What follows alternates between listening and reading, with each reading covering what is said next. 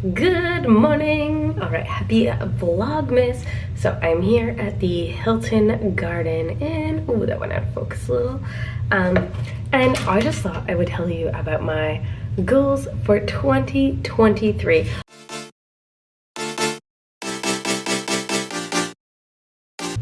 I haven't got ready for the morning yet. I do need to head to the Skilled Trades Fair shortly. But I thought, yeah, I'd share with you kind of some goals for 2023 and what I am looking forward to and moving into for 2023.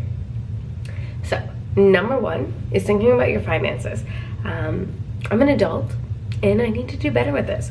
So I would say the first thing is I've always had this on my list and I have continuously failed. And I think it's just kind of thinking about the time of it. Woo! I mean, like, okay. So this is kind of where my discussion is that, you know, I've gone through the processes, I can afford to like pay my bills in my house, do all of that, and I have been successful in my life in being able to do that. I've been able to purchase a home and kind of go through in those areas, but I've never actually made a budget and been able to follow through on it. So I'm going to really focus on budgeting for 2023. I'm a little bit sick. Okay, so I'm gonna shot of coffee woke me up.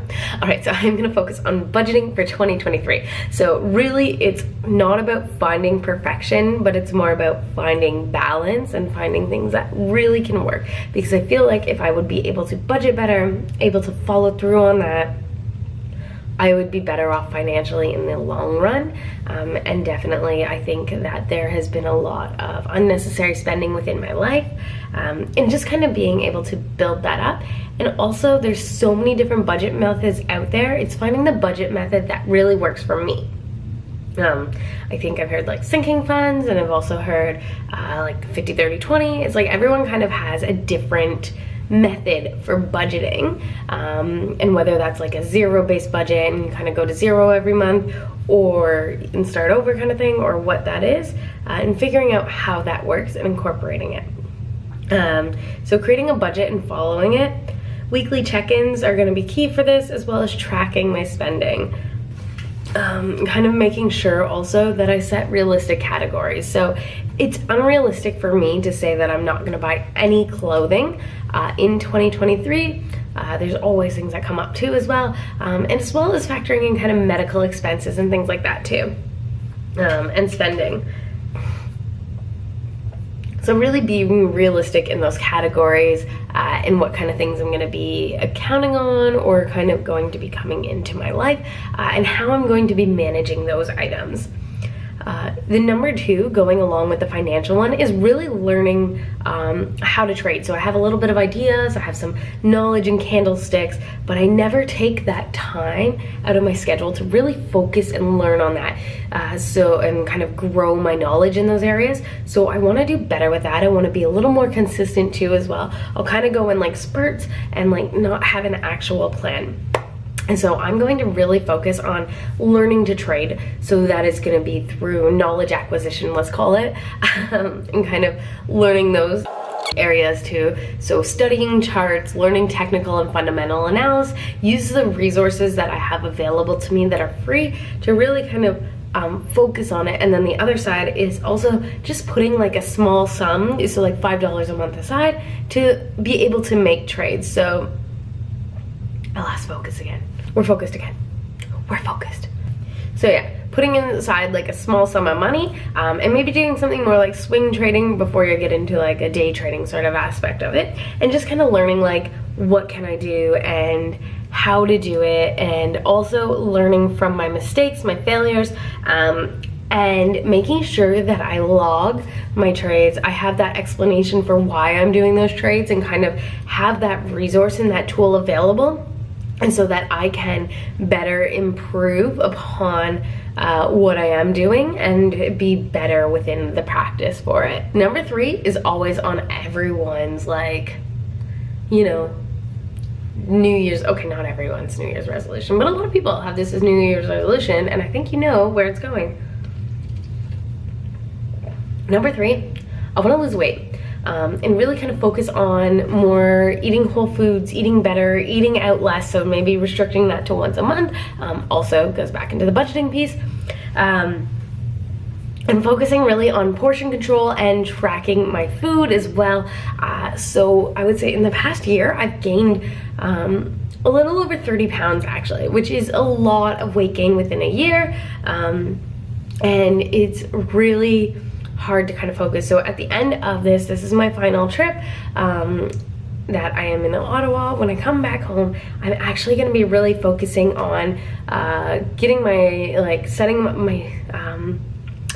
up like my macros and stuff like that, and getting back into that habit of tracking. So fitness used to be a huge part of my life. I am a certified personal trainer and certified nutrition coach, as well as a strength and conditioning coach, certified with ISSA. So I have a lot of that background knowledge and that training, but I haven't taken the time to really start applying it back into my life. I've been focused really just kind of on other elements, and it's really taken like kind of a back seat. I've also been a little reckless with my food, let's say. But I think I got to a point where I was just restricted dieting for so long and following like a fitness regimen. Like I basically, when I was like doing competitive obstacle course racing and stuff like that, I basically became this person who saw food as a number. And I kind of saw it as like, this is what the food will do for me, and this is why I eat this food, rather than this is the food I enjoy.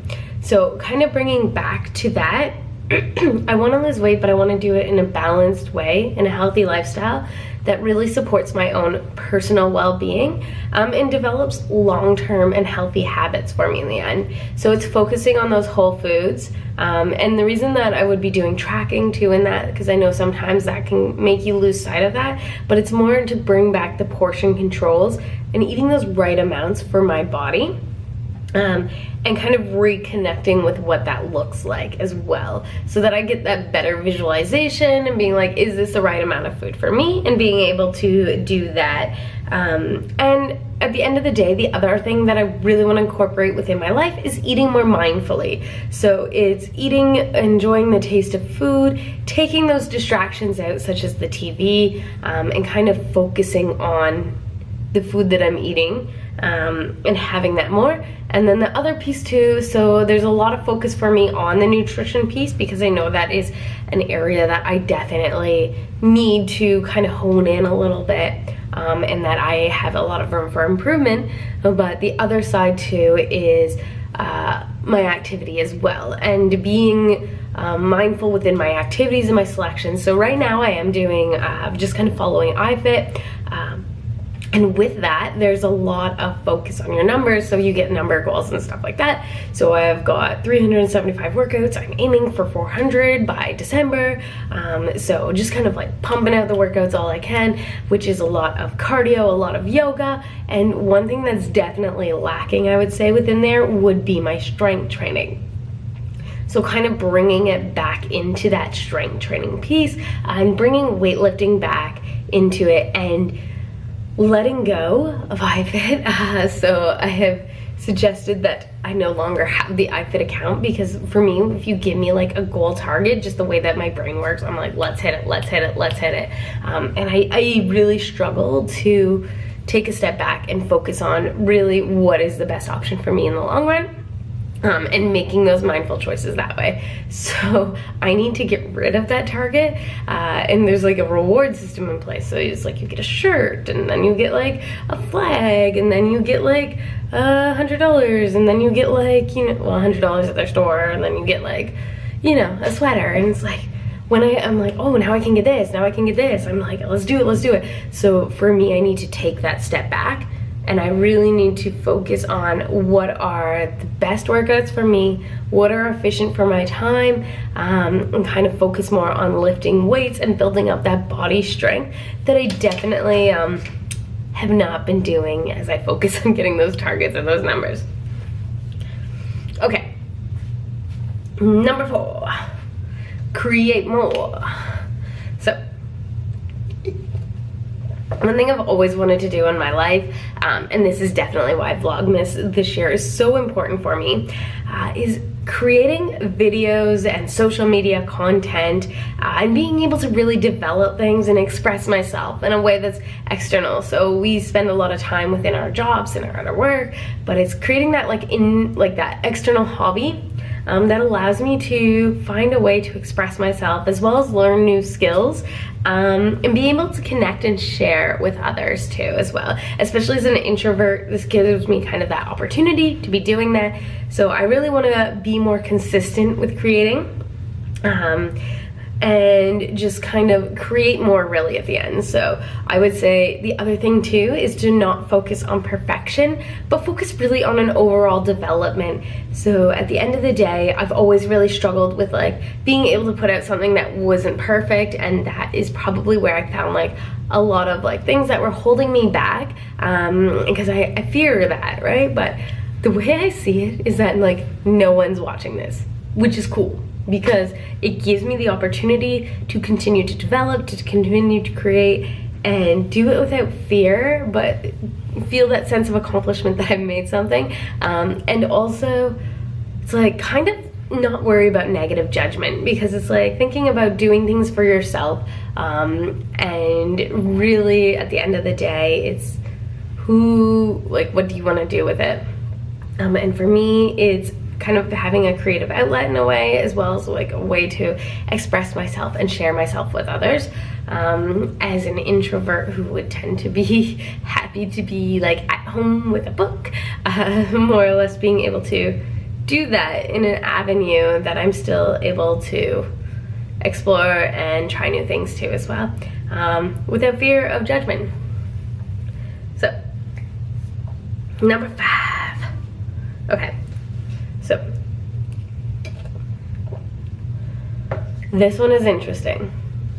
So in slow living, there's a lot of focus on disconnecting, having like hobbies that kind of disconnect you from your phone, as well as developing kind of like that space within your home that you love.